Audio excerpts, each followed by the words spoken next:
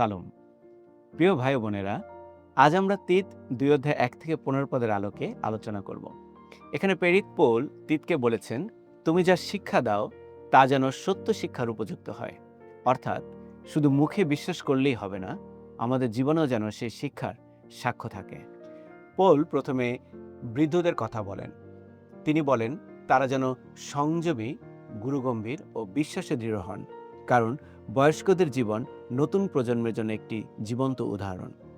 তারপর তিনি বৃদ্ধ নারীদের বলেন যেন তারা পবিত্র জীবনে চলে এবং যুবতীদের সঠিক পথে শিক্ষা দেন।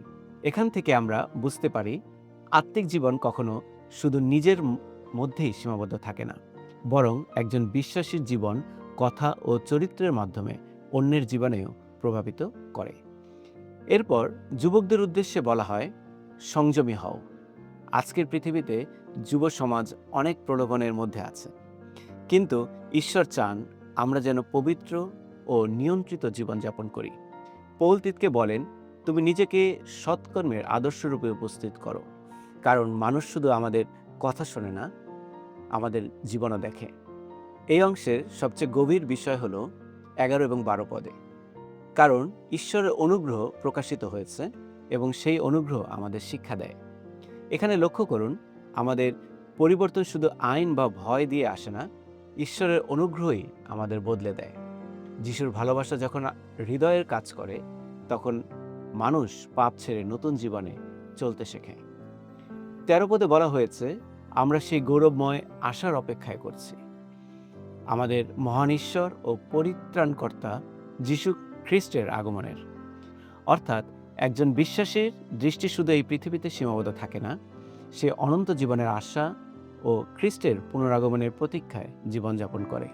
আর 14 পদে পৌল বলেন, খ্রিস্ট নিজেকে আমাদের জন্য দিয়েছেন যেন তিনি আমাদের পাপ থেকে মুক্ত করেন এবং সৎ কাজে আগ্রহী এক বিশেষ জাতি বানান।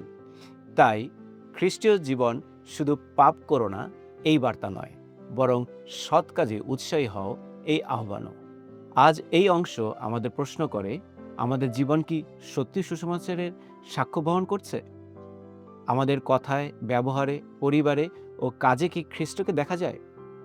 ঈশ্বর চান আমরা শুধু নামে বিশ্বাসী না, বরং জীবনের মাধ্যমে তাঁর মহিমা প্রকাশ করি। প্রভু যেন তার অনুগ্রহ দ্বারা আমাদের এমন জীবন দেন যা অন্যদেরও তার দিকে আকর্ষণ করে।